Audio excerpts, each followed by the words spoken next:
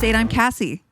I'm Keegan. I'm Christina. And it's February, everyone. Finally. Oh my It's only God. been 300 years. Oh my God. I remember when it was, oh my God. This is the longest January of my life. Ever. I honestly, Ever. It was like, truly, I am 43 and 40 years of that was this January. Yeah. Yes. Yeah, true. You were just a little baby before we started. I know. A sweet, sweet summer child. Yeah. It was like Speaking- every day was like 500 tragedies, Yeah. things God. to be upset about. It's just, it's too much. You know what, Nothing's though? I been- don't want us to get too chill about it because No. I'm like, we're like, oh, we made it through January. We're out of the woods. It's like, no, we're not. No. we're not. Everything's still the same.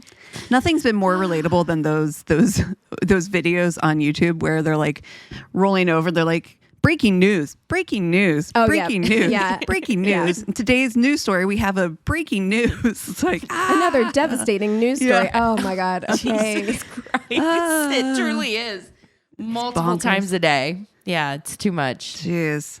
Literally, Oh, I my feel like God. we've been texting each other almost every day for this entire month, which isn't necessarily unusual in kind of general stand terms, Right. but it's been like, Yeah. what the fuck? What the fuck? What the fuck? I mean, I've screenshotted things like newsy things that I just didn't even send. Where I was just Yeah. like, you know what? Yeah, it's too much. Why would I do this to them? Like, I have to see it. I don't need to make them see it too. Like, But yeah, it's February. We're heading towards spring. And you know what that means, guys? I don't Baby know. showers. yeah. Babies. I did not know that's what many. you were Is it going- baby season? It It is is. baby season. It definitely really is in our It is for us. group. Yeah. Yeah, it is for us. I will say that. I mean, in general, I think that most people, I read a thing that like Virgo is the most common zodiac sign Well, you because think most that people have babies. things would in- be like a lot more fucking taken care of then if there's a lot of Virgos running around. That's true. You would think that. Yeah. But no, No. alas. Sadly, But no. because like most people get like the highest percentage of people get pregnant over Christmas break, like Yeah, between holidays. like Christmas and New Year's. Yeah. So then they give birth in September. Got it. But not the case for our friend group. I know Christina and I are going to a baby shower as soon as we are done recording this. Yeah. And then at that baby shower, there are several pregnant people. I have another friend who just had a baby. It's like, Yeah. I can't keep up. It's insane. I know. And the shit's contagious too. So we got to be on guard. Double up on that birth Yes. control. Exactly. Very careful. Make So- sure you don't drink the water. Take your own bottles of water with you. There you go. But Keegan, you were saying, and this is so true and fucking hysterical, like one of your pet peeves. Oh, it's so irritating to me. So yeah, before we were recording, I was saying how like I was just scrolling on Facebook and someone was announcing that they were going to be a father, and the way that they announced it was they said, "We're pregnant." And that shit, it just irritates me so much. I don't know. There's so much about being a woman that men can't fully empathize with because Yeah. they're never going to have to experience certain things. And Yeah. like, I haven't experienced pregnancy in that way, but Where are you still, every like, month when you're like, we're on our period? Right. I'm like, no. Fuck you. We are going We're to having be, a heavy flow day. I just had period shits. right. Like, we are going to be parents, right? Like, Yeah, we that's- are having a baby. We're having I a am going baby. to be a father. Like, we are not pregnant. Yeah. Okay. No. Like, I She find- is. Yes. But yeah. I get that. I get the sentiment is the heart's in the right place. You know what I mean? Like you want somebody that's excited and wants to be on that journey with you. But yeah, I mean, your body isn't going to get completely fucking wrecked. Yeah, that's so fun. I'm in such a place mentally right now where I'm just like, men trying to take credit for things that DEI hire. once again trying to Men take in credit for women's things jobs. that they are not responsible for. Oh my God. But yeah, no, it's I don't know. Let us know what you think. I mean, it's fine. It's whatever. I realize that it's a personal pet peeve of mine. If it doesn't bother you, that's totally fine. It's just one of those things. And really, at the end of the day, like, how does it affect my life at all? Right. It doesn't. It's No, just but I one of get those it. things that I look at and I like, ugh, like I roll my eyes. It just kind of gives me the ick a little bit, you know? Like there are just certain things that you hear or see people do where you're just like, this is fine, but also, ew. Yeah. Also, just like, I don't know, couples on Facebook. I don't. A joint Facebook account. That gives Anything me worse. the ick. It's the That worst. gives me the ick. Just why? Just why? Like, what screams, is the reason? it just screams, I don't trust my partner is what that says to yes, me. it does. It says we can't communicate, so we need to be on the same social networks together because we How do you can't guys trust each feel other.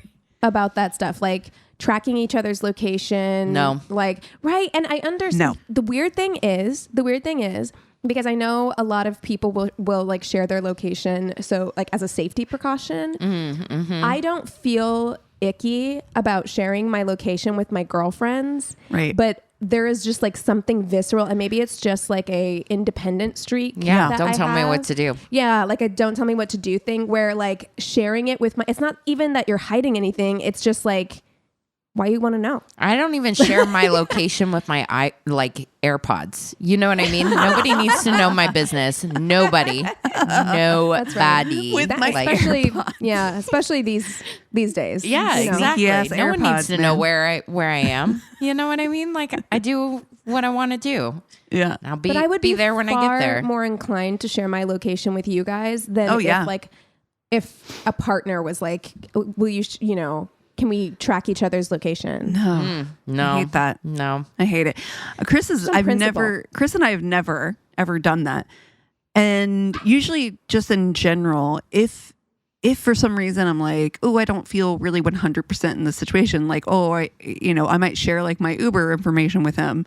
I do whatever. Oh, yeah. I do that. Yeah. Sometimes, yeah. If things are a little weird, Yeah. yes, I Feeling have done sus. that before. Yeah. Yeah.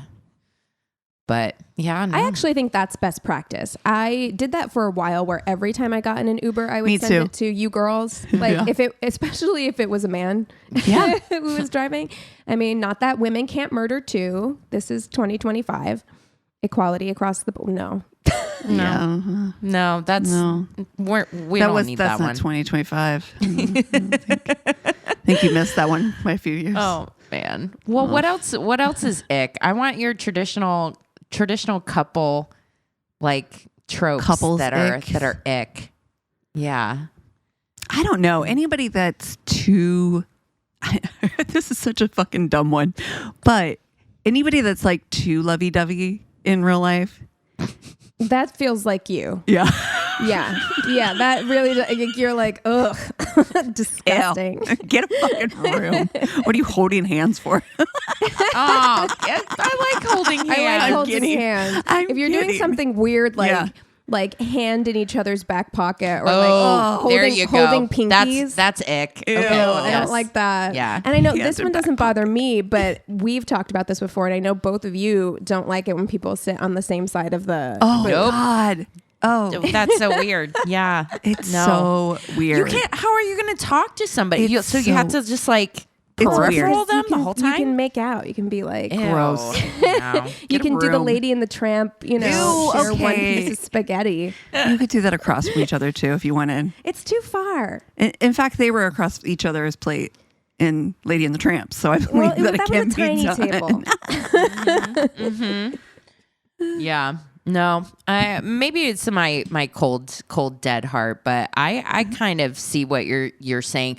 I actually get more of the ick not in real life when people are lovey-dovey, but when they're lovey-dovey online. Ew. It feels performative to Yeah, me. I'm with you on that. Yeah. Yeah, where I'm just like, a lion doesn't need to say it's a lion. That's Like, right. it just fucking is. So like, if you have to like post these long diatribes about how much your relationship is awesome, I'm always like, all right, Is I'm going to it? start the breakup clock right now. Yeah. Like- Okay. In that same turn, people who get married more than once with each other. like renewing break up, their get back vows? together, break up, get back. Vow renewals? Vow renewals. 1,000%. It's like, oh yeah, you know what would be fun? Planning another wedding that's just performative. You know what I mean? And You know- truly to that point though, it's always, every time you see it on a reality show, anybody who is about to do the vow renewal, within that year, it's a fucking, Yes. they're about to get divorced. It's a wrap. Exactly what I was gonna say on Real Housewives. It's actually like a trope where they're like, if you get your vows renewed, you are going to get divorced. It's like the kiss of death that like you are going to get divorced. Yeah, for me, it was just the stress of planning a wedding, like the idea of voluntarily doing that again. Like if you wanted to go privately and be like, we've been together for a long time now. Like, let's talk about all the things we've learned about each other and all the things that like we've grown to love about each other and reavow ourselves to each other. And you do that by writing those things down and going to a cabin and saying them to each other. Cute. Totally Love it. different than like planning an entire fucking wedding with making people go and watch Yes. it. I don't need to be involved in that. Come on. leave me out of it. I'm not interested. Yeah, for me also, the being lovey-dovey thing actually doesn't bother me. I think it's kind of cute, but excessive PDA. I was out recently and there were people hardcore making out. If I can hear it, I'm done. I'm out. I just don't want to even like, I don't need to feel like you are one step away from needing to go to the bedroom, right? Like, I don't know you like that. I don't want to watch like a hardcore makeout session ever Never. between two people that I don't know or know. Knowing them is worse, probably. Oh yeah, knowing them is way worse. Yeah. Strangers, I'm like, oh, ick, and then I move around my date. But when you know people, Oh, and no, then all of a no, sudden I'm no. like, I don't want to know how you kiss. I don't want to know the sounds. God, You know it's what? so That's fucking why- true. That's why you can't do ecstasy with some people. You know what I mean? True 'Cause it's a story. real roll of the dice. Yeah. If you go out with a couple and you're just like, Oh, you're those kind? Yeah. Oh, Oh, okay. no. All right. you know what? I'm going to get my own Uber home. You guys do whatever you need to do. Oh God. I need to know what Uber drivers and Lyft drivers, I need all their jeez. stories about like what's going on in that back seat. Oh, like taxi they've cab got to have confessions. like Yeah. one of those things that you see from the TikTok shop that just like steam cleans, upholstery. I want I to know. would never be clean. Okay, here's a question. What city do you think is the most bonkers to be like a rideshare driver in? Vegas. Oh What about God. I was thinking Miami. Vegas.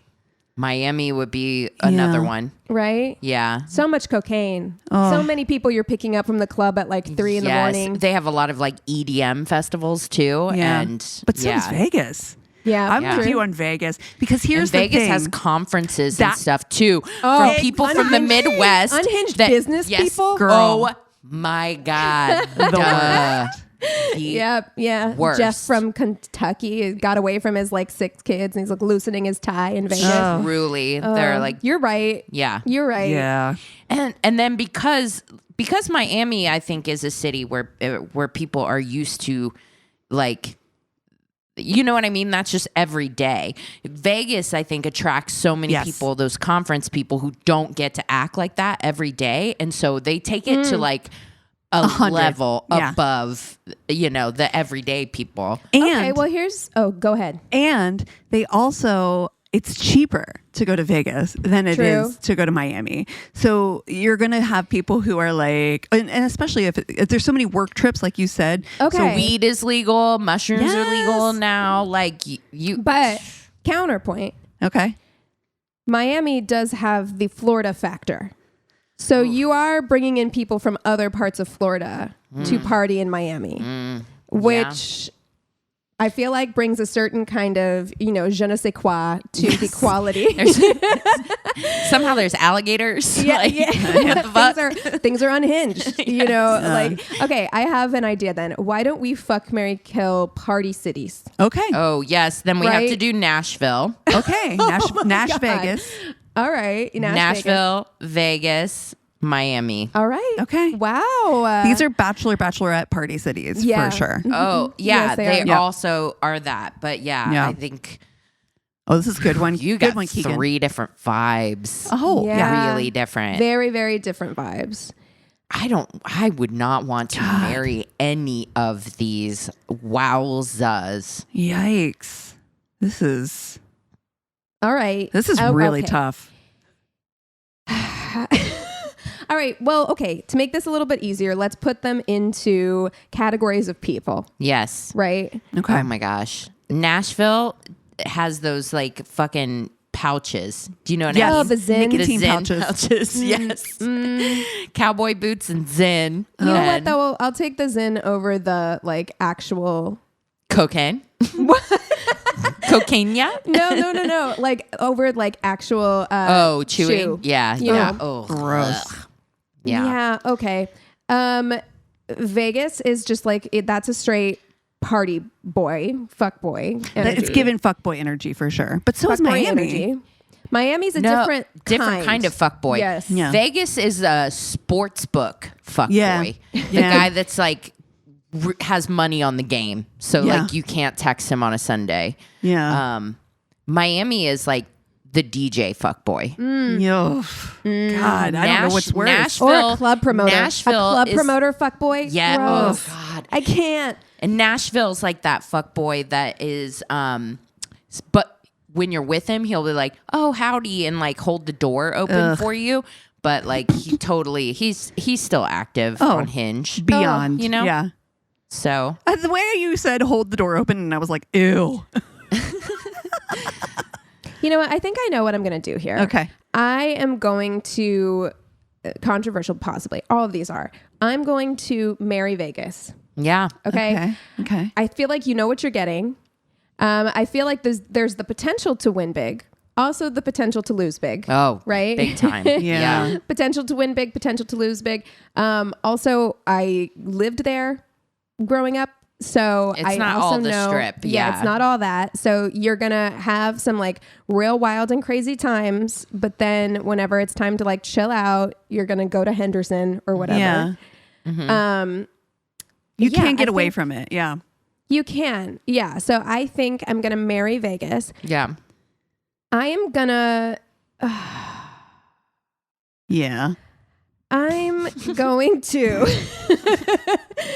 I guess I'm going to fuck Miami. Yeah. I That think is the right- I'm going to fuck Miami. That's Yeah. correct. Yeah. I don't want to talk about it. No, later. you don't. Never. It's gonna be disappointing. I have a feeling, yeah. Like it's gonna be Yeah. like, oh man, it's the hot guy who don't fuck well, where Vegas Yes. is the line cook who do fuck well. Yes, That's right. That's exactly That's right. right. That's exactly right. Yeah, like the Miami guy is gonna get you because he's gonna like dance well on the dance floor, and Oh, you're gonna be yeah. like Oh, he sweating and good. having fun and taking shots, and you're like, this is gonna be great. And Yeah. then you get back to their place, and it's kinda Cocaine like, does something. So Yeah. yeah, it's like it's not gonna be satisfying. Right. No one's gonna finish. So No. you know. And Yeah. it's also gonna be like 5:30 a.m. Yeah, and you Yeah. wake up just like kind of in a loose shame spiral a little bit. Oh, triggered. You have a real quiet Uber drive home. Yep. You know what I mean? Where you're just looking out the window thinking about your life choices. Beautiful scenery. The Art Deco stuff on South Beach, wonderful. But yes, in the bright, glaring light of morning after something like that, it's Your it's mascara's all offensive. down your Yeah, face. oh, Like, and you're wearing oh, a man. bodycon dress. Oh God, you're wearing a bandage dress. Oh Got Lord. platform heels. No, Like it's at 2010. 7 in the morning. No, God, I'm talking myself out of wanting to fuck Miami right no. now. But then you get yourself, Yeah. a little like cafecito. Yeah. True. It'll be fine. Okay. Yeah. Little Yeah. rehab, a little You know what? Actually, it might propel you to like Yeah. do better. Do better. Like you're like, okay, I did that. I'm glad that I had that experience, but you know what? It's time to grow up. Yep. That'll be the Exactly. feeling after that. So, okay. Yeah, I'm going to fuck Miami. And then, no offense to Nashville, really. Just like, it's not my vibe. yeah. Mm-hmm. Not for not me my so vibe. much. Yeah. Yeah. Yeah, I was thinking I might want to. It was either between Nashville and Vegas to marry. Yeah. And for me, like I just have too much hate in my heart to marry somebody that's nice. And I feel like Nashville is a nice guy, and I just well, but here's the problem with Nashville: it's fake nice. Like that's the problem. Because I like a nice guy. Actually, I think Vegas is actually going to surprise you. He's going to come across as a fuckboy, and then he's actually going to be like heart of gold. I feel like Nashville is going to do all those things, hold the car door open for you, call your mother, ma'am or whatever. But gross. Deep down. Oh, he's destroy you. He's dating your sister. Yes. Like, oh God. Yeah. Exactly. Woof. Don't trust it. I don't trust it. That's my problem. Because it's not even like I really have like a problem with country. Like if we're talking like Beyonce's country, I can get down like, look, a line dance, objectively fun. So I am into it, but there's an energy there that I feel like is going to screw me over. Yeah. No, definitely. I'm going to do the same thing. I'm going to marry Vegas, fuck Miami. I think that's the answer. Yeah. That is the answer. I hate all these options when I really boil it down. But I think that what I'm going to do, I hate this. Yeah, because also marrying Vegas is difficult because it's like, I really don't like people that are financially irresponsible. Well, yes. Yeah. I mean, listen, none of these, you're taking a risk with all three. Like marrying any of these guys, it's not a 0% chance that they will cheat on you. Like, well, that's anybody. But I think this is. But Vegas gives a bit of apathy, like a bit of I give up, and so I'm just going to gamble it away. That I don't like. See. In which, so for me, then I look at like in Nashville, people move to Nashville because they want to make careers for themselves. True, and it's more solid. Cassie with the reasoning. You know that I'm not big on that pop country scene, which I really feel about Nashville. And to be honest with you, I don't want to be in the outskirts of that shit either. So if I'm going to be Nashville, it's got to be city. Like I'd be right in it, right in the thick of it. But in that same tone, there's really cool parts, very like kind of, not to be mid-aughts or anything, but kind of hipstery, kind of cool, I've been to Nashville. Vibes. There really is. Yeah. I want to say across the board for our listeners who live in these cities, I love them. Things to love about every single one of these places. Yes, but we are making a general humanization of anthropomorphizing. Well, exactly. You guys know. Look. Yeah. Come on. Cassie, you have made a good point. You have actually. Right? You have made a good point. Where someone is coming with a dream. Yes, to Nashville. Right, and I it's think almost like that's Angeles. why. Yeah. Yes, it reminds me a little bit more. LA. It's country LA. Exactly. Yeah. It really is, and I think that that's something that I can. At least they have an ambition, even if it is a shot in the dark ambition. I like that's this. Okay. Look, we live in Los Angeles. Delusion is kind of part of the game, Absolutely. And I think so in that same turn though, but I think I'm going to fuck Vegas because it's going to be a lot of fun. You're probably going to wake up with some regrets, but honestly, it's not in that Miami, like too rich for regrets kind of way. It's going to be the regrets that you're like, oh, bitch, you too, huh? You're looking around like everybody. Well, you everybody go doing to this, Vegas to make like mistakes. You know what I mean? I feel like regrets are part of the deal. Yes. Yeah. You know what? I think you've actually made a very good argument. Yeah. I'm a little swayed actually. Yeah. Yeah. Because as much as I like Miami, I just feel like there is a real strong I don't belong here vibe when I go to Miami. Like it makes me feel uncomfortable. Like, oh, I don't have a Lamborghini, and nor do I want a Lamborghini. Yeah, yeah, kind of. Well, also to your point though, Miami is not all South Beach. You know, there are very like residential areas, but then. Also, those residential areas are in Florida. So, yes. Which city do you think has the most Cybertrucks? Ooh. God, that's either really Vegas or Miami. It's either Vegas or Miami for sure. Yeah. Yeah. It's a toss Could up. be either. Yeah. Yeah. Wow. Okay. Well, our apologies to all of those cities. We do have a new patron, so I want to give a big worsty welcome to Maxine Kelly. Thank you for joining us on Patreon. I actually really love the name Maxine. Yeah. Ooh, me too. Maxine, you can call him Max. That Yeah. For a girl, She probably a doesn't girl like named that. Max. I know, sorry. They're probably like, Sorry. no. Please, no. But thank you so much for joining us on Patreon. If there's anything that you want to see on there, or if you have recommendations for movies or Fuck, Marry, Kill, or you have a story you want to share, please feel free to reach out to us. Yeah. Well, you guys want to take 5 and then we'll come back with stories? Sounds good. Yes. Cool. And we're back. Okay, I have the Tainted Love this week, so I am going to kick us off with stories.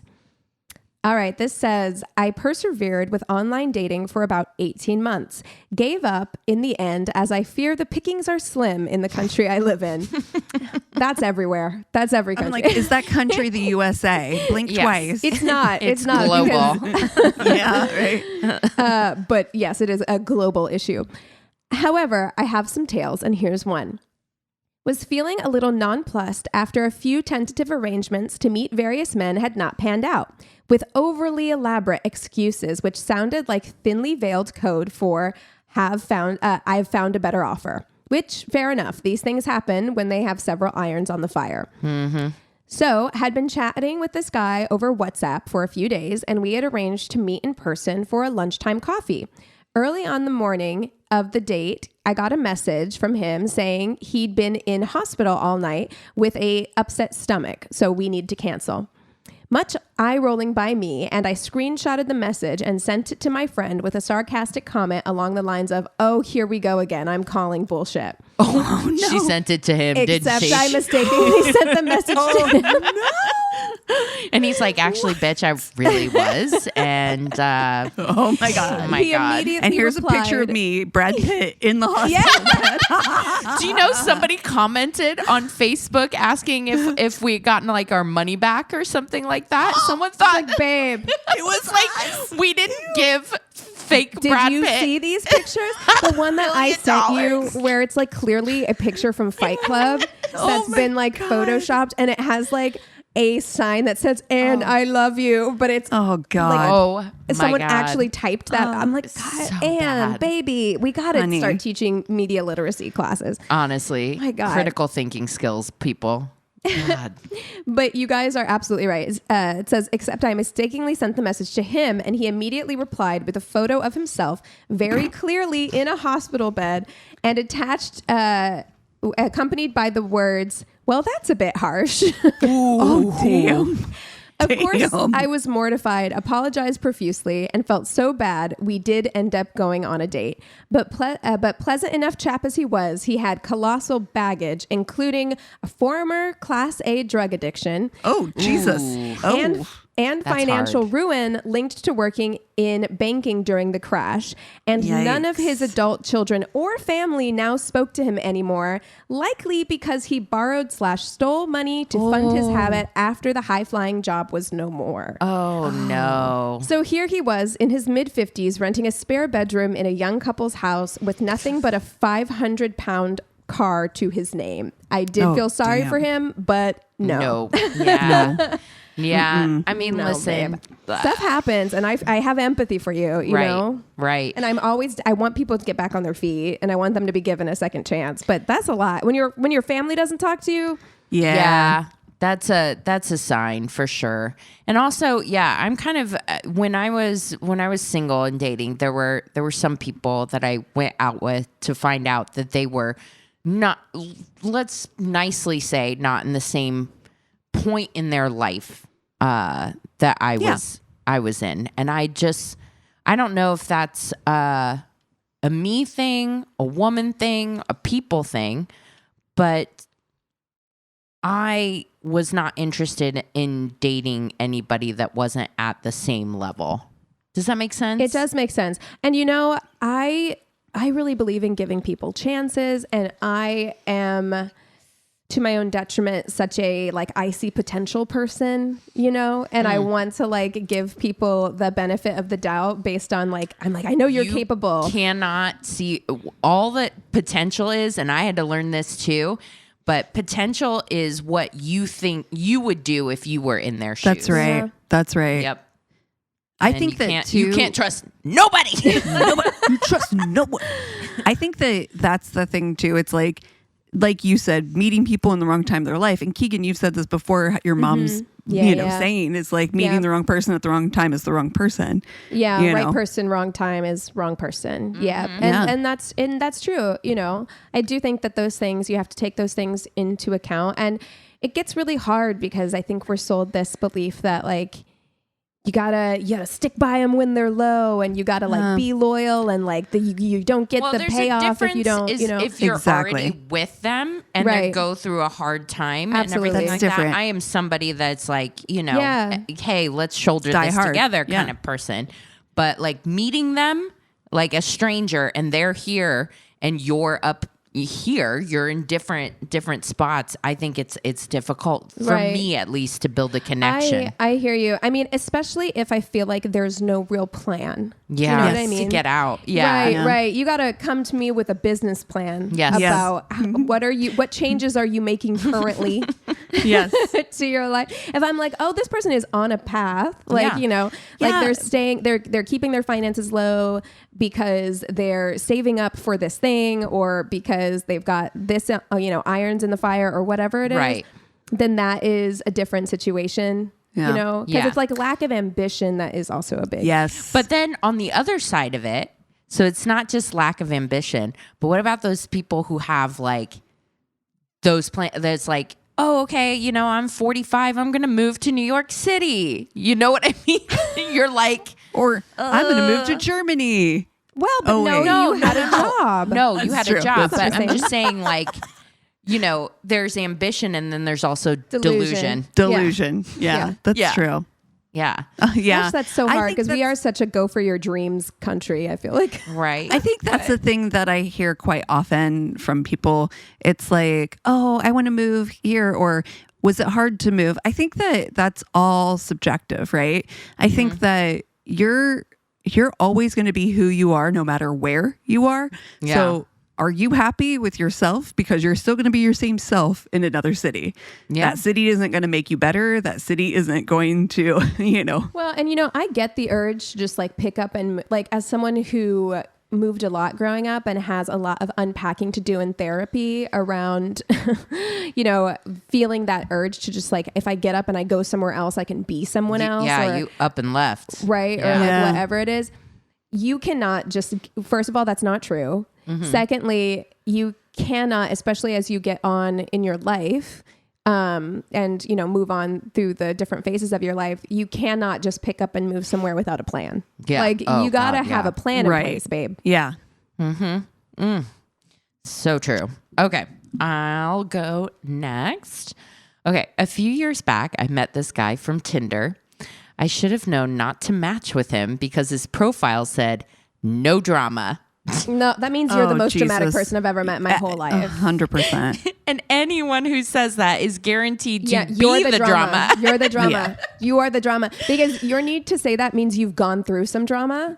Yep. And like if you are continuously going through the drama, the common denominator is you, babe. Yep. That's you are the right. drama. Yeah. That's right. But it had been a while since I'd been on a date, and he seemed nice.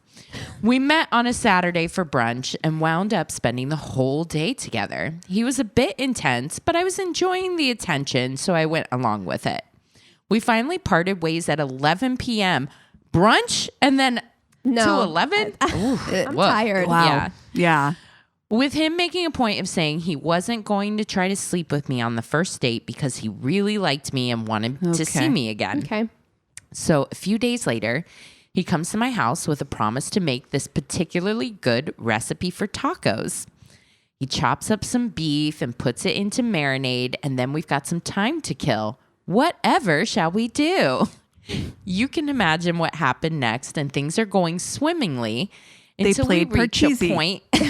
Yes, backgammon.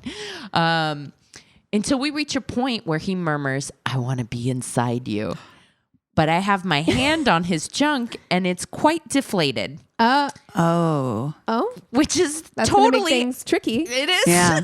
We've It's talked weird about that because before. you're saying the words that you do, You're Yeah. saying the word. Yeah. but the actions aren't proving. Yeah. We've talked about that before, like the whole like flaccid, trying to get a flaccid Oh my God. There into, is nothing No, nothing. so more demoralizing. It really is. demoralizing than a limp dick. I'm sorry. When you're trying, like When you're trying, look, no shade or like shame Listen, in any of that. yes, It's it just like happens. when It you happens. it happens, and that's fine. But there is that moment whenever, and everyone has been there. And again, Yeah. it's totally natural and fine. But when you are trying to like keep going, Yeah. and it's just getting softer by the minute, and you're trying to get it in there, like everybody. You know what? Let's go back to the drawing board. Let's not try to make fetch happen. Right. Exactly. Yeah. You don't have to, and I'm perfectly fine. Like I've started baking bread recently, and so something about doing the stretch and pulls Oh, the best. is very much like trying to jerk off like a limp dick. You know what I mean? It's just like it really is like that, where you're just like. But I mean, we're not going to do anything with it. So like, let's go back to the tacos. I The realize tacos sounded like, good. I realize I just said like I love kneading dough, but Yes. it's because you know you're getting bread at the end of Correct. it. You know what I mean? I'm not. Oh my God. I'm not just like kneading it to me, like yanking on it for fucking Oh my no God. payoff. Okay. Playing with taffy. Yeah, truly. It's a totally normal nervous reaction to hooking up with someone new. Dicks get anxious. Yeah. So I said something as reassuring as I could about how I was totally on board and wished that was possible at the moment. Or no, and she said I was totally on board. I wish that was feasible No, at the moment. No, I wouldn't use that kind of language. I mean, Yeah, I don't remember what I said, but feasible was definitely in there. No. I'm that kind of lady. To her shock, have you never talked? You have to tiptoe around Yeah. dick critique. Oh, or even just dick commentary. No, honestly. yeah, exactly. Yeah. You gotta be real careful. To my shock, he responded like I had just slapped his mother. you might as well have. Honestly, he'd have But also, probably okay. been less upset. But also, he shouldn't have said that. Like, if her hand is on your dick and you are saying like, "I want to be inside you," and you're not ready for that. Yeah, we're not Like there yet. maybe he just doesn't know how to dirty talk, and he's just like, I don't know. Maybe I just say this. And also, maybe he said that, and he was thinking, he's like, things are progressing. It takes a little bit for Jimmy to like, stretch, up. To jam. and get up, Yeah. But this is where this is progressing for her to be like, yes, I want this, instead of being like pulling on it and being like, this isn't feasible. This isn't feasible. It's the worst way you could have said that. To be shocked that he's upset about it. It's like, this is just bad communication. But I mean, when you're fucking somebody for the first time and you're basically strangers, bound to You got to be careful. You gotta be. Yeah. I tried reassuring him that it really wasn't a problem, that it's completely ordinary and nothing to be ashamed of. Stop talking. Yeah, you know what? Say Just less. cut You're your making it losses. worse. Cut your losses. It's not feasible. I meant that because I'm on my period right now. Like anything. Yeah. Fuck, Oh, get that was out a of good this. one. Yeah. Yeah. Yeah. He would not be mollified. Eventually, we slunk to the kitchen where he resumed cooking and frankly just incinerated the steak. The tacos sucked. He can't keep his mind on cooking. Yeah. His mind just keeps wandering to his limp, flaccid penis. Oh, That's man. awful. And she's just like, no, it's okay. And the That is really so high much- voice. Nothing. Get you out of that. No, You're in too fact, far you are in now. you're making it worse. Like every time Yeah. you're like, no, actually, it's totally fine. It's No. totally normal. It's fine. He got more and more obnoxious until finally I went into the bathroom to have a little think, went into the bedroom to see if anything was in there, found his underwear, went back into the kitchen, handed him his underwear, and asked him to please leave. He called me a fucking cunt on his way out. Okay. Of course. Well, I mean, that was Classic. a little. You Classic. didn't need to do that. Yeah, I don't remember his name, but I do remember to never give a no drama guy a chance ever again. I Truly. gotta say, I don't think he was all the way the drama in this one. No, I mean, calling her a cunt was way too Yeah. far. That was unnecessary. But I'm with you. I don't think. Yeah, I'm like, how old are you that you don't know Yeah.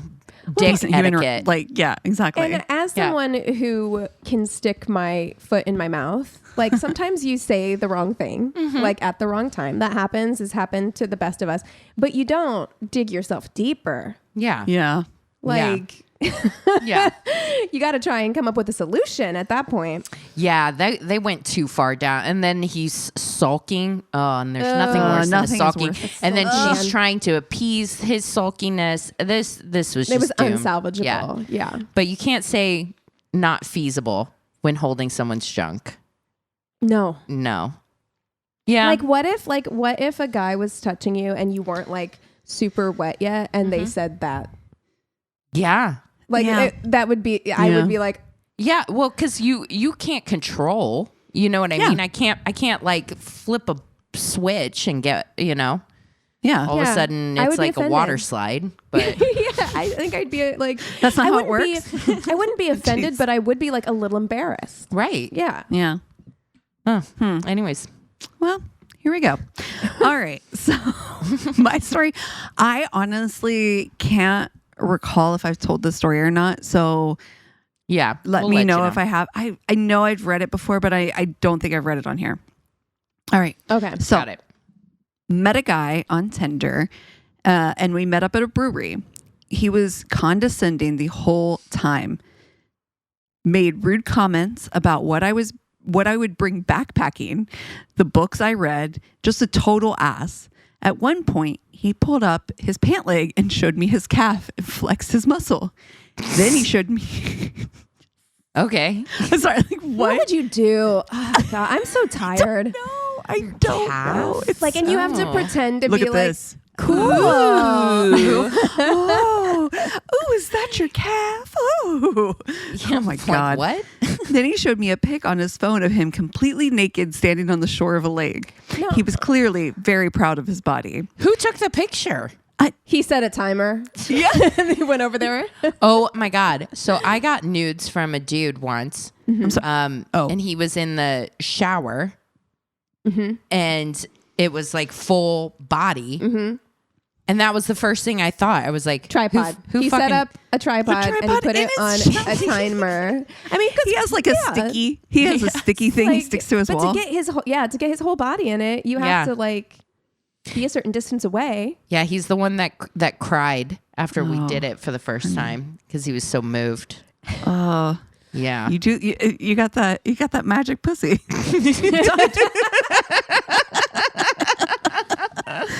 Oh, okay. I mean, Date it's is- one thing when like sweat is dripping on you, which I also don't like, but tears, that's when I learned I like those even less. Either is bad. Yeah. No. Oh God, no! I hate that. You just Sweat. Yep. You can feel it. Oh, Tears. Ugh.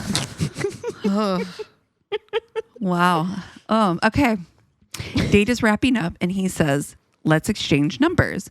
And he goes to type my name and it looks right at me and says, Caitlin, right? My name is Catherine. no. Fake names, both of them, but something in that general vicinity. I don't know why I didn't just end it there, but I gave him my number and he says, I'm going to text you so you can save my number and have something to remember me by. Oh no. And I I don't see- To remember me by. So why am I giving you my number? We're not going to see each other again? Okay, bye. Here's something to remember me by. I see that he has the naked lake picture pulled up. A few minutes go by and I still haven't received the text. He looks at his phone and shouts, fuck. Turns out. Oh he God, sent who'd the he send it picture to? to his work chat group.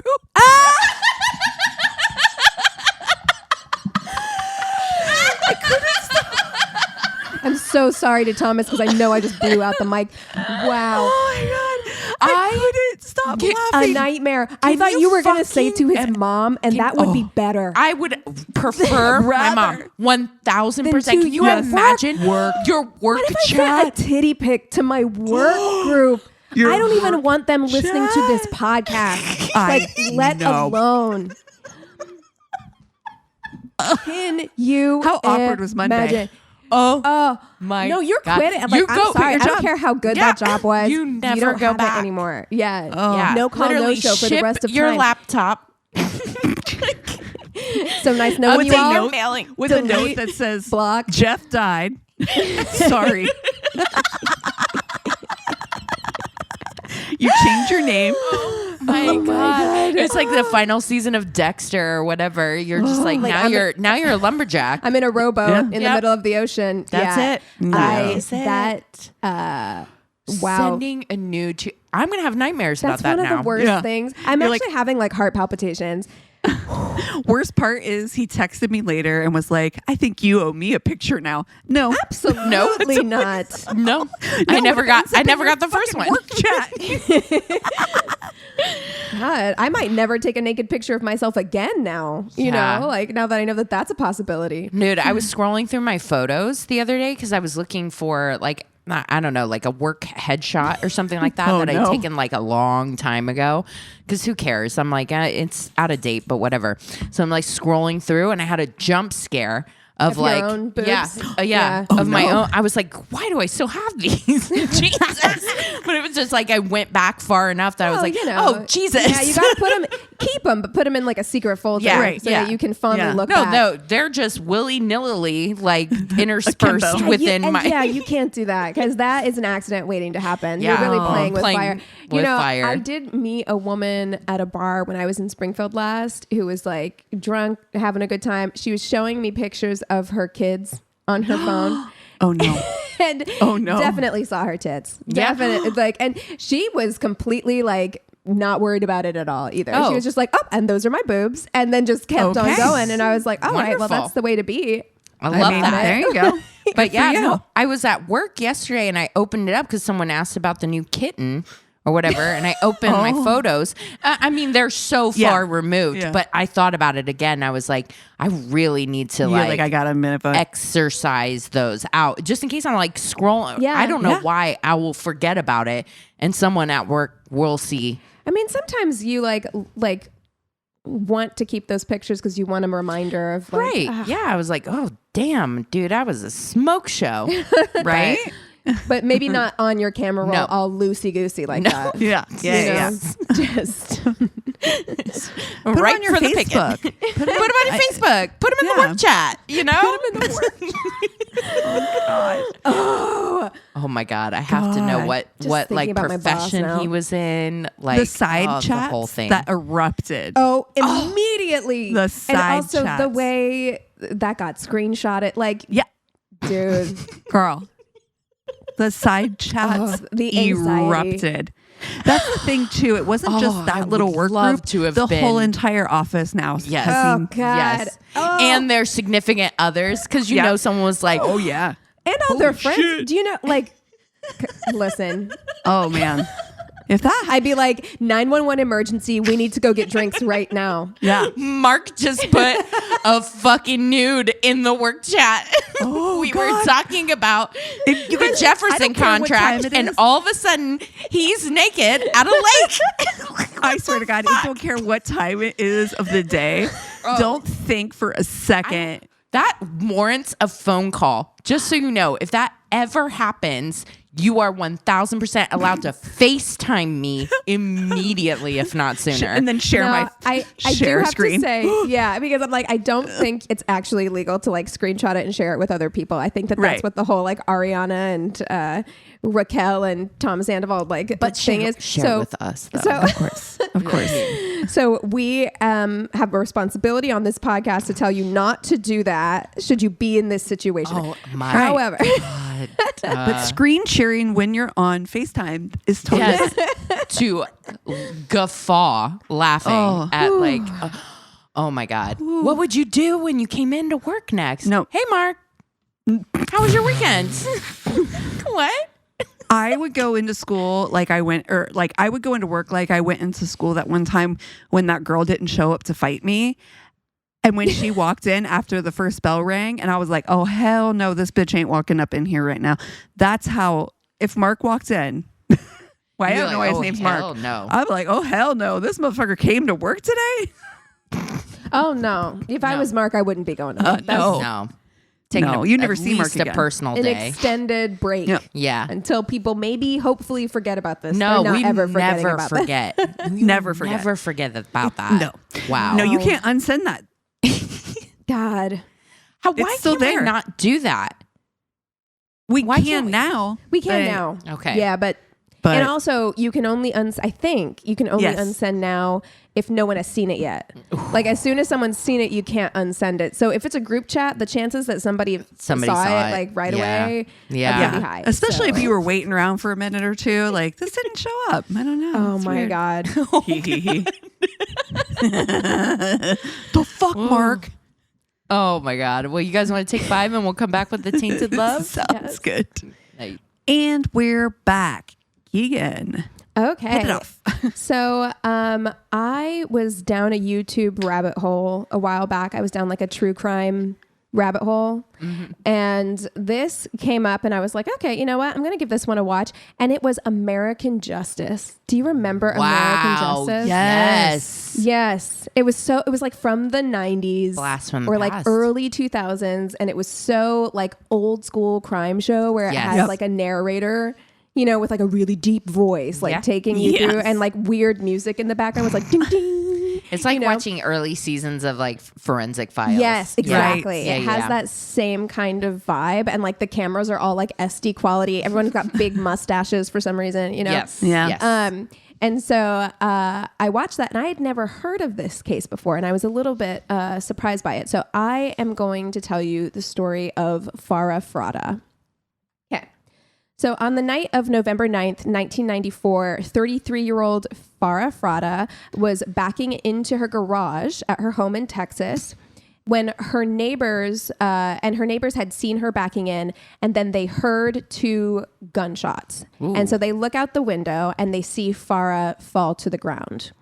So they call 911 immediately, and they describe that a black man has shot Farah twice and is now standing outside her home with the gun. As they're on the phone, a car pulls up, the guy gets into the car, and they speed away. So Farah's parents live nearby, and they are contacted by the neighbors. They rush over. Wow. They get there around the same time as the paramedics do and the police. And Farah had suffered 2 gunshot wounds to the head, but at the time that paramedics and police arrive, she is still alive. Oh my God. So she is airlifted to a nearby hospital, but is soon pronounced dead from her wounds. And I have to say, her dad is interviewed in this episode of American Justice, and he, oh God, breaks your heart because like you can just tell, just loved this girl so much. Like this family, I think, was like a very tight family, and we'll talk a little bit about her life.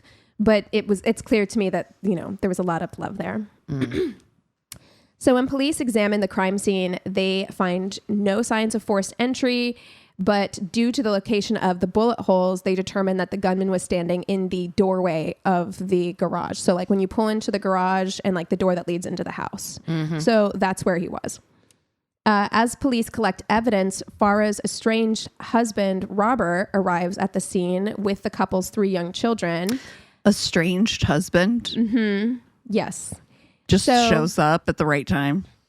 Well, I think he was bringing the kids back. Oh, okay. Maybe. But investigators explain what's happening.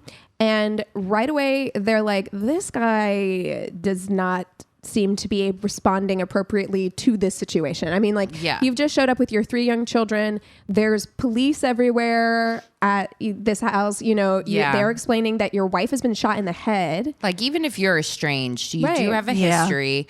Mother It of your is kids. shocking. Right. Like, you know what I mean? Like you should be shocked. You should be surprised. Yeah. And also, yeah, it's the mother of your kids. You Yeah. should feel a little something. Yeah, And even listen- if just not for them. Yeah. This guy is interviewed on American Justice, and also there's like clips of him, you know, that are played. He is... I'm having a hard time because like I can't be objective about it because he gives me the ick so bad. Like he's objectively a good looking guy, I think, but there's just something about him, especially like when you see pictures of him, he looks good looking, but like when you see him in motion, there is something so off about him. Like his eyes are just too shiny and like his smile is just too sharp and he's always kind of smiling and it feels schmoozy and like weird. Yeah. You know, and where I'm just like, I'm not calling him a psychopath, but I'm like, is this what a psychopath looks like? You know, where there's just like something that's just like not. You're like, your face is doing all the right things, but it just doesn't. It's doing the things that you think I want to see. Right. Like, you know, where you're being overly smiley and like overly familiar because you think that will charm me or something. And it's weird. So it's having the opposite effect, sir. Yeah, it's uncomfortable. Yeah, to me, a little uncanny valley. Yes, exactly. Yeah, exactly. So he's now been told that his wife has been murdered because they've gotten news that like once she got to the hospital, she had died. But you know, the detectives are like they're going through a really rough divorce. Everybody grieves differently. Like maybe he's in shock. Like yada yada yada. All the stuff we always say. So they just put a pin in that for now. They're like, we're gonna keep an eye on it, but we're just gonna put a pin in that. And they ask him to come to the station for questioning. So when police question Robert about his whereabouts that night, he tells them that he was with his children at church for his eldest son's catechism class. So that is verifiable proof. Like he has a bulletproof alibi. But they're immediately suspicious of him because of his own behavior. And you can see this in clips when you look back because you're like, this seems very odd. Like you seem very off. He's really smug. He's condescending. He seems really confident. He's acting like he's the smartest person in the room. That's always like that dead giveaway too. Smartest person in the room. Like, sir. Yeah. And then they always make the dumbest mistakes too. Exactly. Yeah. So he agrees to allow police to search his car, and inside they take his address book into evidence, as well as an envelope with $1,000 cash in it. So investigators are like, well, $1,000 doesn't seem like a lot of money to pay someone to kill your wife, but like suspicious enough that we're going to keep an eye on that. And we're also going to keep that money. And we're going to keep that money. Yeah. So we're like, this is significant to the case in some way. So Robert admits that he and Farah were in the middle of an ugly divorce in which she was demanding full custody of the couple's children. Still, he insisted that he had nothing to do with her murder. And even though like everybody was like, this guy's being deceptive, like something is wrong, he had an airtight alibi. They couldn't hold him, so they had to let him go. So when he leaves the interview, and this is what you can see, like there's footage of this. He leaves the interview. There's a bunch of reporters out there. You can totally see what investigators are talking about because he is so nonchalant. Like you would think, I mean, I would be more shook being interviewed about like a robbery down the street than like this guy is talking about like his wife getting murdered. Like he's so casual. He's kind of smiling. He's kind of like chuckling throughout. His body language is hella casual to the point where the reporters are like, hey, like you're not showing any like sorrow, like no remorse that the mother of your children has just been murdered. Like, can you admit that looks bad? And he literally smiles and he's like, yeah, like, of course I can admit that looks bad. Like, I hope they find the people who did it. Whatever. Great. So as he's leaving, he realizes he doesn't have his keys. And so like one of the detectives like tosses his keys to him. He doesn't catch it. And like one of the keys like grazes his face. So he's got this little speck of blood on his face. And like right before he leaves, he wipes the blood off his face and winks at the camera. Ew. It's so weird. It's so weird. So after all of this, everybody involved in the case is like, this guy is fucking involved. Mm-hmm. We just can't figure out how yet. So they start calling the people in Robert's address book, and they find that this man was not shy at all. Just like you were saying, like smartest person in the room. Yeah. Sure did a whole lot of talking about how much he wanted his wife dead. Like openly asking people to try and find someone to do it. Like, he spent a lot of time at the gym. So like everyone at the gym was like, oh yeah, harder. Yeah, he talks about that all the time. No, it's so funny. So I've been listening to the podcast Kill List. Oh yeah, yeah. And, you know, it's like an obvious fake hitman site or whatever. They get so many inquiries from people and like Bitcoin from people being like, I need this person killed. No, and you're it like, ever work? Have you not seen a single fucking episode of Dateline or anything? Right. Like, you truly think that on Al Gore's internet, they're going to let you fucking hire a hitman? Right. Has it ever been successful? I mean, I guess if it has, we wouldn't know about it. That's true. But you know. So after finding all of this out, investigators look more closely at the relationship between Bob and Farah. So Farah Famita Bacher was born in Guildford, Surrey, England. She's a Leo. She was born on August 5th in 1961. And her family traveled a ton growing up. They lived in several different countries before relocating back to England before Farah graduated high school, or secondary school, I guess is how they would say it. When she was 19, she was engaged. But when her father announced that he and her mother would be moving to Texas, Farah decided to move with her family, expecting that her fiance would join them later, but he never did. And that's what I mean when I say this family is so tight knit that like she has a brother as well, an adult brother, and all of them moved. Like they all moved to Texas to like stay together as like just a to stay family. close. Just to stay close. And her parents are adorable, but especially her dad is so cute. The family settles in Humble, Texas, which is a town outside of Houston. And Farah's love of traveling developed in a career working for American Airlines. And it's there that she met Robert Fratta, who was working as a ticket agent. So Robert was born in New York and he had just relocated to Texas as well. And at this time, he is described as charismatic. He's a bit of a fuckboy. They're all like, yeah, he was fucking around with everybody at the airline. And Farah was described as being very sweet and timid. And Farah was attracted to Bob's charisma and confidence. And she is the one who pursued the relationship. And this is very similar to Jeffrey McDonald, the story I told a few weeks ago. I was going to say a few years ago. That is how it feels, right? Truly. It was in December of 2022. Yeah. But he says that is actually what won him over, is that she was so into him, which I'm always like kind of a red flag. That's very much a red flag. Right. It's like narcissism that it's not a love for that person. It's a love for what that person makes you feel like or does for you. You love that they love you. Yeah. Like that. It's not that you love them. That's right. So Bob was a total gym bro. He was very serious about working out. And you see that when you look at pictures of him. He's the kind of guy who's wearing a Speedo. He's very like muscle bound. And Farah never worked out, but in pursuit of Bob, she joins his gym, so that she can spend more time with him. And after about a year, they start a relationship. And then very soon after that, they get married. So from the outside, in the beginning, their relationship looked really idyllic, even to Farah's parents, who were thrilled to have Bob as a son-in-law. They're like, he was, again, like very Jeffrey McDonald type, Yeah. He's the perfect son-in-law. And after marrying Bob, he switches careers and becomes a public safety officer. And 7 years into their marriage, the couple has 3 children, 2 boys and a daughter. So despite the fact that on the outside things looked picture perfect, after the birth of their daughter in 1990, things within the marriage started to break down. So Farah, her name is Farah, and I always want to say Farah because of how it's spelled. Farah confided in friends that she thought Bob was cheating on her. And that's what happens when you pursue these fuckboys, Yeah.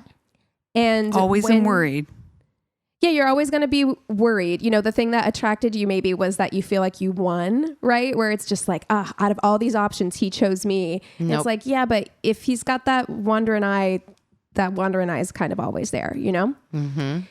So she's like, I think Bob is cheating on me. And so she confronts him about this. And he's like, no, I'm not cheating on you. However, I would like an open marriage.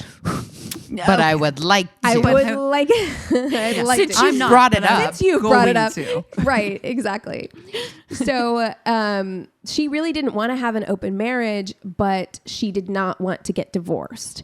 And a friend of hers who was being interviewed for American Justice said that in her family's culture, it was really frowned upon. I'm not sure where her parents are from.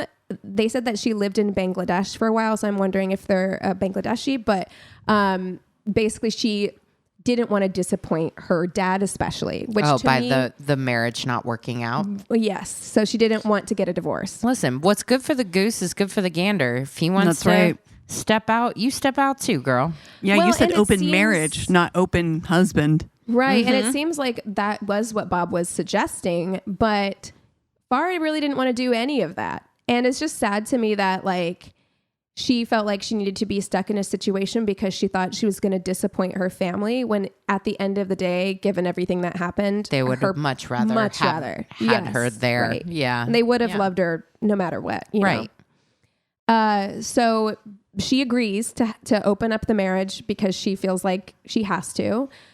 But by 1992, they were fighting all the time, and Farah just couldn't take it anymore. So she files for divorce. And when Bob's being interviewed in American Justice, of course, he's like, "It was a total surprise." And you're like, okay, who knew? I didn't see it coming. All right. During divorce proceedings, Farah claimed not only infidelity in the marriage, but she also cited cruelty as one of the reasons for divorcing. And according to her lawyer, that cruel behavior that Farah claimed sometimes took the form of deviant sexual requests on the part of Bob. So basically, Farah claimed that she was pressured to do things that she didn't want to do in the bedroom, and just gird your loins.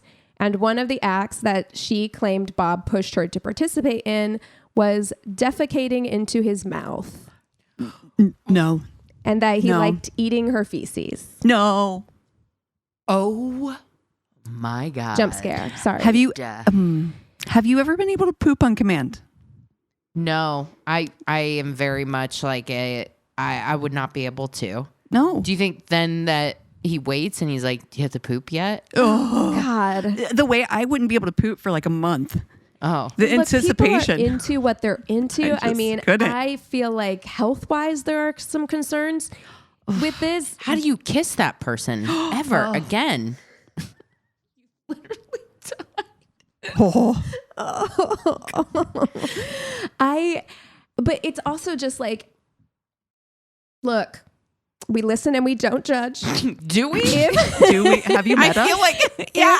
If listen to this podcast. That's all I do. Parties are into something. Right. But pressuring somebody who's very much not at all into something as extreme. Yeah. No, it breaks something in you. It really does. Yeah. I would feel broken. A piece of me would feel broken about that. Yeah. Oh my God. Wow. That's going to stick with me. So sorry. Yeah. You see why I'm surprised I haven't heard this. Have fun at that. Yeah. Have fun at that baby shower. Just thinking. Mm-hmm. I'll see Christina. I'll look over at Christina staring off into the middle distance, and I'll eating know. chocolate cake. I'll know. Oh God. Shut up. Oh my God. If there are chocolate cakes there, I'm seriously going to die. I'm going to We have to take a picture. We'll put it in our. We'll put it in the work chat. Oh, horrible. Okay. Oh, God. Oh. So Bob, of course, denies this and says that Farah made it all up because otherwise she had nothing on him, because he was a good husband who didn't beat her up.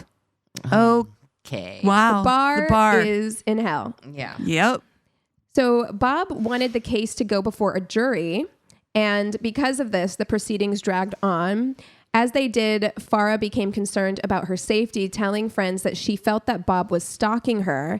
And 5 months before the case was meant to go to trial, a masked intruder broke into her house and attacked her with a stun gun before fleeing. Oh my God. So Farah was convinced Bob had something to do with all of this. Yeah. One of the most contentious points in their divorce was, of course, custody of the children. A court-appointed psychiatrist would later state that after having monitored and interviewed the family, he was prepared to favor Farah in custody proceedings and went so far as to say that Bob did not appear to, quote, have good sense about raising children. Yeah. So like this psychiatrist was, if this had actually gone to trial, was going to testify that in court. Right. It was 3 weeks before the divorce trial and custody ruling was set to start that Farah was brutally gunned down in her home.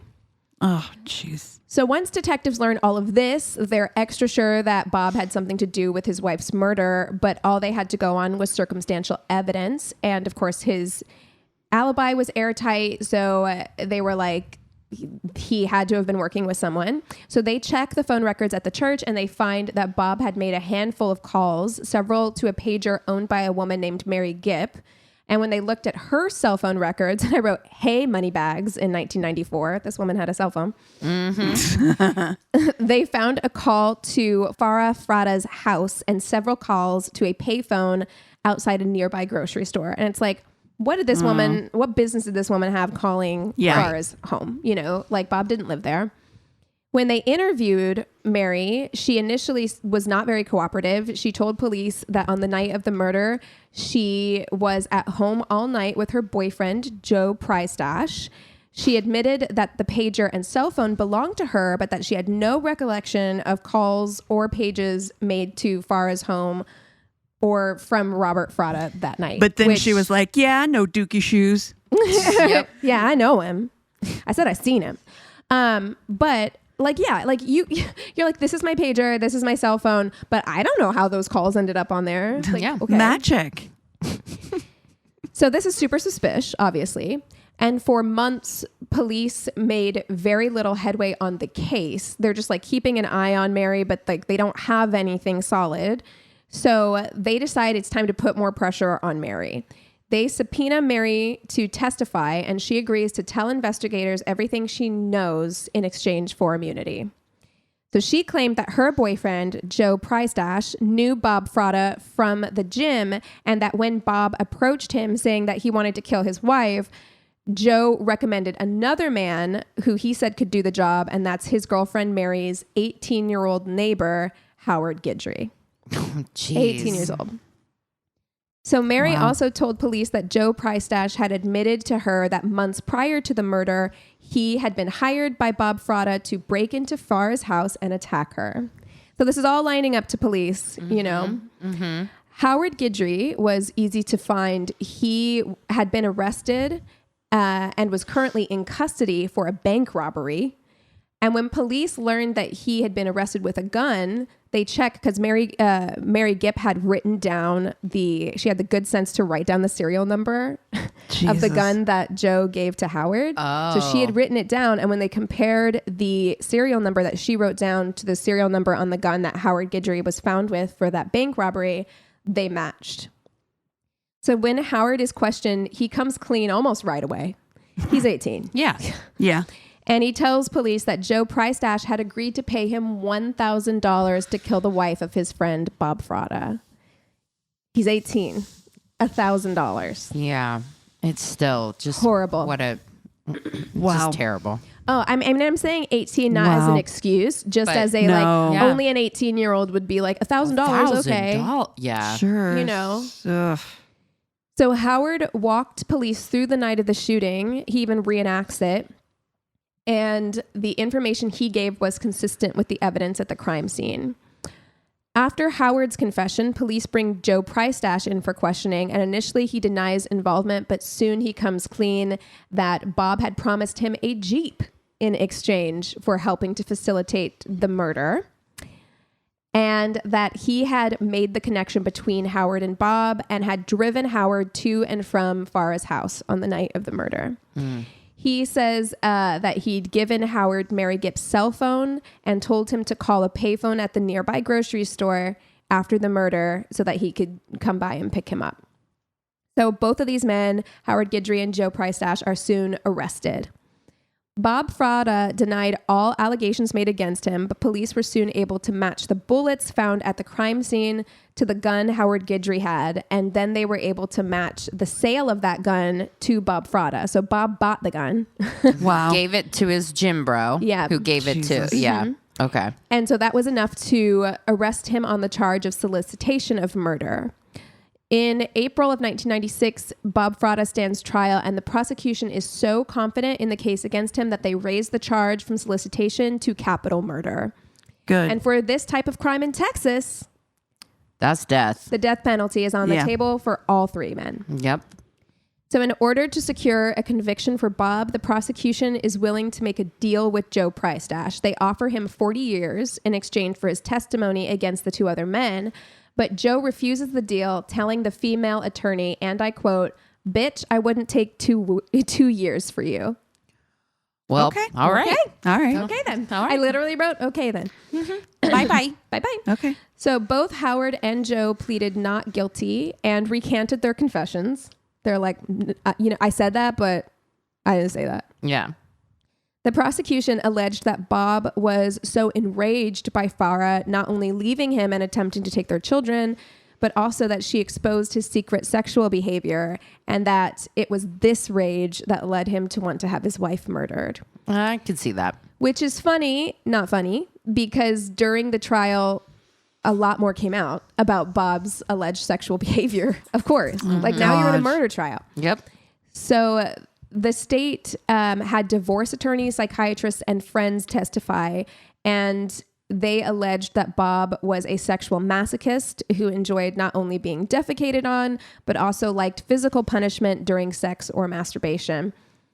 And again, like, if you want to get slapped around, there are fetish websites for that. That's fine. Yeah. You got to find somebody else who's into it. You can't try and pressure someone who's not into that into engaging in that. Yeah. Bob and Farah's own son, Bradley, who was then 9 years old. And by the way, all the kids, like even before the trial, because he was suspected of having killed his wife, her parents got custody of them. Oh, good. And, good. And he was still pissed about it. He's like, but I hadn't even been charged with anything. And they have a living parent. Like, how could the courts just take him away? And it's like, because they were pretty sure you killed your wife. Because they listened to the podcast Cold. And that one guy that got custody of his... Girl. I'll never forget. Susan Powell. Susan Powell. And Bradley, at least, their oldest son, he's interviewed in this American Justice episode, and he took his mom's maiden name, his grandparents' last name. So he did change his last name. I don't know about the other children. Sweet babies. But he's 9 years old when he testifies against his father, telling the jury about phone calls he had heard his dad make that connected him to both Howard and Joe on the night of the murder, because they were at his catechism class. Yeah. Oh my goodness. Wow. The court found Bob guilty, but couldn't initially agree upon the sentence of death or life in prison. But after hearing the emotional victim impact statement from Farah's mother, Betty, the jury unanimously sentenced Bob to death. It took the jury 17 minutes to convict Joe Pricedash of capital murder, and he too was sentenced to death. I bet those 40 years are looking pretty good right now. Mm-hmm. And Howard Guidry was also convicted, and it took the jury 2 days to decide on sentencing, but they ultimately agreed to sentence him to death as well. Wow. So this is Texas. Yeah. Well, yeah. I mean, yeah. you're really rolling those dice if you choose to like murder somebody in Texas. Yeah, truly. Though Robert Fratta maintained his innocence, he was put to death by lethal injection on January 10th, 2023, 28 years after the murder of his wife, when he was 65 years old. Guidry and Pricedash remain on death row. Wow. Didn't Biden, before he left office, didn't he do a pardon on anybody on death row to... Well, that's for commute federal. through you're right. Yeah. So he can't step in for state. And well, like Keegan said, Texas be Texas. Yeah. Texas be Texan. Yes. True. Wow, that I have never heard that case before. I hadn't either, and I was surprised because it is maybe it's a little, maybe the sexual stuff is a little too much for Dateline. Because True. outside of that, I do not want to hear Keith Morrison talking about this. No. Is it worse, Keith Morrison or Josh Mankiewicz talking about defecation? I think Keith Morrison. I truly think I would not be able to hold it together. I would much rather Keith. Josh Mankiewicz tell me about it. Yeah, you're right. You're right. Yeah. Of all of the hosts, to be fair, I feel like he's the one who could say it. And I don't not, want like, Andrea offend me. Canning. No. Talking about that either. No, sweet baby angel, absolutely not. No. Oh my goodness. But yeah, I mean that story is truly like so heartbreaking. Yeah. Awful. And so fucking senseless. And to know that like this woman's life, 3 children, and like this woman's life was worth a Jeep and $1,000. Oh, it's just all so senseless.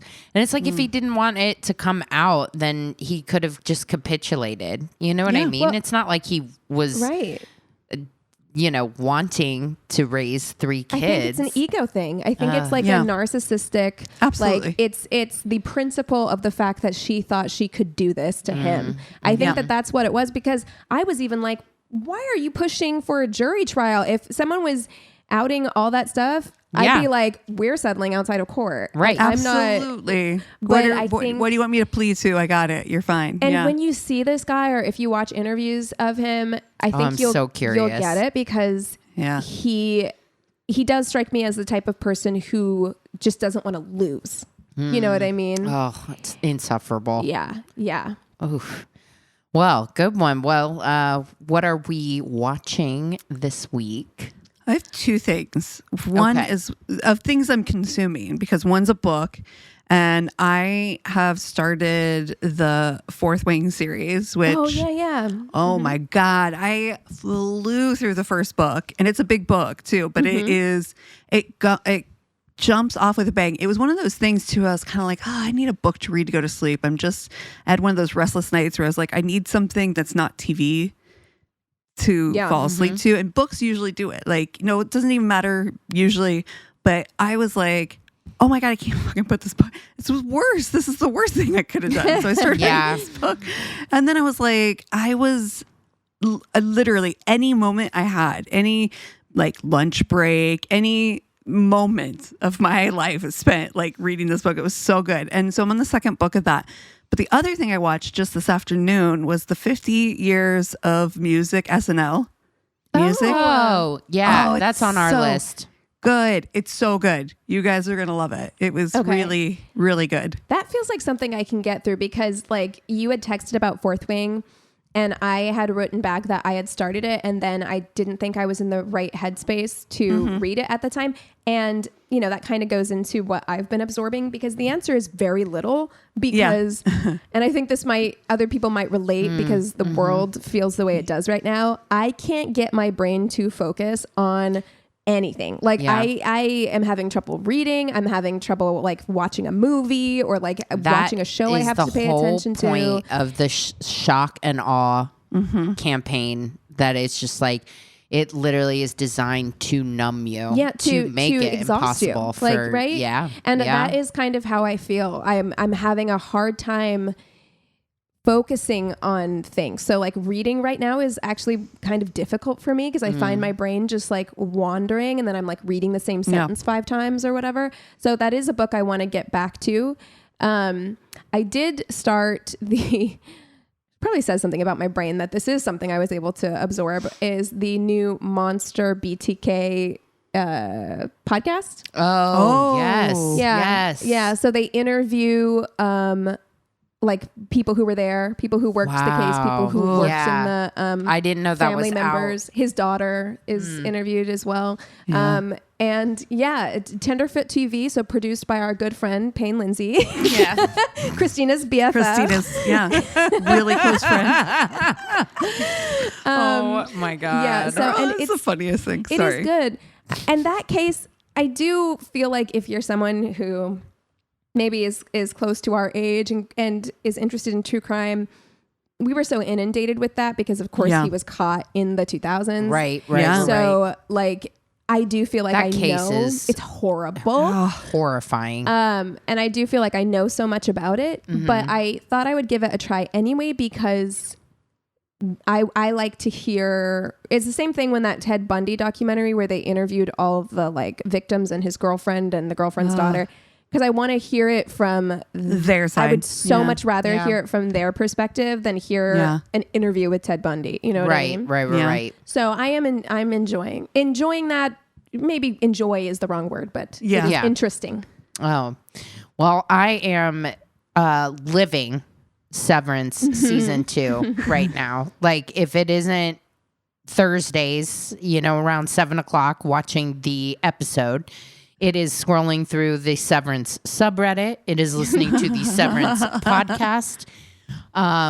It is so good. Season 2 is even better than season 1. And I thought season 1 was amazing. Wow, okay. Season 2 is freaking great. Off with a bang, huh? They better win awards because they didn't win like anything for season 1. And I thought that was bananas. It is bananas. It's one of the most creative, incredible television shows that I've seen in a while. So, if you want to, go back and forth with theories with me, definitely reach out. I am up to date, so you don't have to worry about spoilers. And I'm gonna make Keegan watch it too. I know. No, I am actually, because we were talking before we started recording that what I do think I can do, what I do think I have the mental energy for is rewatch the first season. And I wanted to do that anyway. Yeah. So I'm going to start that tonight, rewatching the first season so that I can binge season 2. Yes. Well, yeah. Awesome. If you guys have Severance theories, if you have terrible date stories, if you want to just reach out and say hello, go to our one-stop shop of a website. It's myworstdatepodcast.com. And we love you so much. Cheers.